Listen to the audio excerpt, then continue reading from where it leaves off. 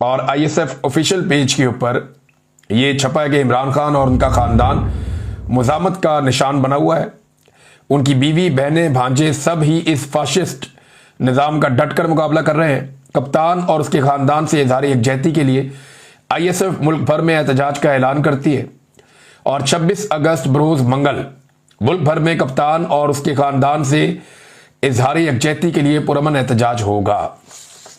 तो ये 26 तारीख मंगल वाले दिन यानी परसों के लिए ऐलान कर दिया आईएसएफ ने। अब देखते हैं कि अदालतों में भी जाना है, किस तरह लोग पहुंचते हैं, क्योंकि ये आवाज़ें अगर अब दब गई ना, अलीमा खानम की आवाज़ भी बंद हो गई तो बाकी आवाज़ें तो ऑलमोस्ट बंद हो ही चुकी हैं। अब ये एक आवाज़ रह गई, अगर ये भी बंद कर दी गई और कुछ आवाज़ें थोड़ी बहुत बाकी हैं उन्हें भी दबा लिया गया तो फिर पाकिस्तान में बोलने वाला कोई नहीं बचेगा। नाज़रीन, सुहेल वड़ाइच साहब ने, असल में ये मामला शुरू होता है माफ़ी से। जो माफ़ी की एक ख्वाहिश है जिसका इजहार सुहेल वड़ाइच के सामने किया गया और फिर सुहेल वड़ाइच साहब ने उसे कॉलम की जीनत बना दिया। अब एक नूरा कुश्ती चल रही है, कभी सुहेल वड़ाइच कुछ कहते हैं, कभी वहां से स्टेटमेंट आता है, कभी मौलवी बीच में बढ़ जाता है। तो ये एक नूरा कुश्ती चल रही है। एक्चुअली ये इशू इतना बड़ा है और इतना प्रॉब्लमेटिक है क्योंकि इसके आलमी सतह पे और पाकिस्तान के अंदर बड़े नताइज हो रहे हैं और बहुत ज्यादा इसके इम्प्लीकेशंस हैं।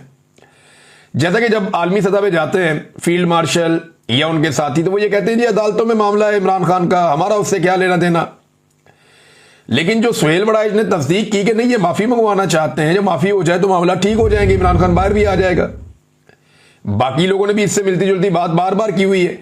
टाउट्स बार बार बोलते रहे हैं कि लकीरें निकलवाई जाएंगी, नाक रगड़वाया जाएगा पाकिस्तान तहरीक इंसाफ का और पाकिस्तान तहरीक इंसाफ की लीडरशिप का। तो ये अब आलमी सतह पे वो कुछ और कहते हैं, ये कुछ और छप गया है, तो ये इसके लिए प्रॉब्लम हो गया।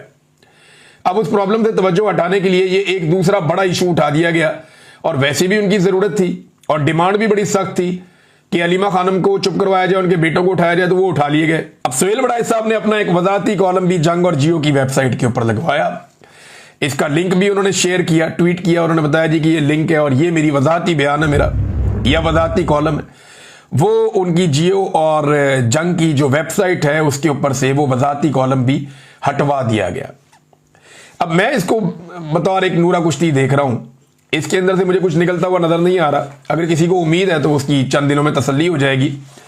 बहरहाल मामला सिर्फ तवज्जो हटाओ मुहिम है और पाकिस्तानियों को अपनी तवज्जो उसी मामले पर रखनी चाहिए कि मिलिट्री एस्टेब्लिशमेंट के जुल्म और बर्बरियत की वजह से पाकिस्तान आज माशी तौर पर, पाकिस्तान आज समाजी तौर पर, पाकिस्तान आज इस्तेहकाम के मामलात में, हर मामले में पाकिस्तान यानी कानूनी तौर पर भी, आईनी तौर पर भी और दहशतगर्दी के मामलात हैं, अमन के मामलात हैं, इन सारी चीजों में पाकिस्तान नीचे गया है और मिलिट्री एस्टेब्लिशमेंट के मनपसंद गलत फैसलों की वजह से गया है।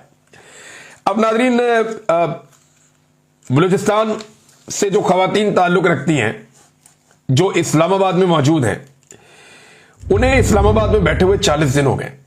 ये है रियासत पाकिस्तान, ये मजलूम खवातीन है, किसी का बेटा गायब है, किसी का भाई गायब है, किसी का बाप गायब है, किसी का कोई और रिश्तेदार गायब है, किसी का शौहर गायब है और ये खवातीन सड़कों के ऊपर आकर बैठी हुई है कि जनाब हमें इंसाफ दो।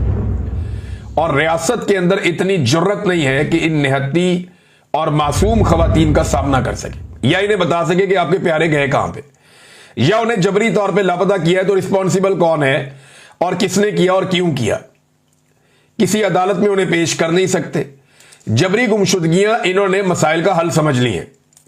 इंतजार हुसैन पंजूथा साहब की आपने हालत देखी थी जब उन्हें जबरी तौर पे लापता किया गया था। मसला क्या था कि वो इमरान खान साहब से मिलते थे, इंफॉर्मेशन बाहर आ जाती थी। उन दिनों में गंडापुर साहब को भी सूट नहीं कर रहे थे इंतजार हुसैन पंजूथा साहब, और जिस वक्त उन्होंने मालूमात देनी थी और जाकर मिलना था उन्हें उस वक्त जबरी तौर पे लापता कर दिया गया। और उसके बाद काफी दिन गुजर गए, जब वो मंजिल आम पे आए तो उनकी हालत आपको याद है, बाकी लोगों की भी। तो जबरी गुमशुदगी का कोई जवाब नहीं है। या वकला को किया गया, सहाफियों को किया गया, शायरों को जबरी तौर पे लापता किया गया। अहमद फरहाद साहब का वाकया आपको याद होगा, कितना जुल्म उनके ऊपर किया गया। तो ये खवातीन 40 रोज हो गए वहां बैठी हुई। अब कल का स्टेटमेंट है जस्टिस अतर मिनुल्लाह साहब का, सुप्रीम कोर्ट ऑफ पाकिस्तान के जज हैं। वो खुद इस बात पे जोर दे रहे हैं कि आजाद अदलिया और आजाद जजेस की जरूरत है हमें पाकिस्तान में। ना पाकिस्तान में आजाद अदलिया है, ना पाकिस्तान में आजाद जजेस हैं। वो ये कहते हैं कि अगर खुद रियासत ही गुमशुदा केसेस में मुलव्वस है तो अदलिया फिर कुछ नहीं कर सकती। उन्होंने शर्म दिलाते हुए कहा कि हमें शर्म आनी चाहिए। मैंने चीफ जस्टिस को खत भी लिख के बताया, लेकिन फायदा नहीं हुआ।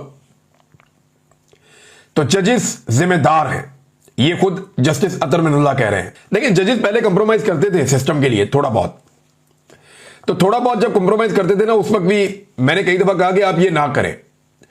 अब वो जो कंप्रोमाइज थोड़ा बहुत करते थे उसका नतीजा आज ये निकला है कि आज पूरा का पूरा सिस्टम ही कंप्रोमाइज हो गया है। अगर जजेस उस वक्त डटकर खड़े हो जाते कि 90 दिन में इलेक्शन करवाने हैं, तो आज पाकिस्तान की मिलिट्री एस्टेब्लिशमेंट की मुट्ठी में पाकिस्तान इस तरह ना होता, पूरा निजाम इस तरह उनकी मुट्ठी में ना होता जिस तरह ये अभी है, अगर 90 दिन में ये आईनी तौर पे इलेक्शन करवा देते। लेकिन सब दो नबियां की गई। उसके बाद इसी जुडिशरी ने काजी फायद ईसा को बर्दाश्त किया।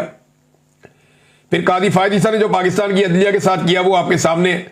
अब सोने पे सुहागा जो अब जजेस आए हुए हैं उन्होंने तो उससे भी ज्यादा तबाही फेर दी है, बल्कि 26वीं आईनी तरमीम के बाद अदलिया को मुकम्मल तौर पर तकरीबन तबाही कर दिया गया है।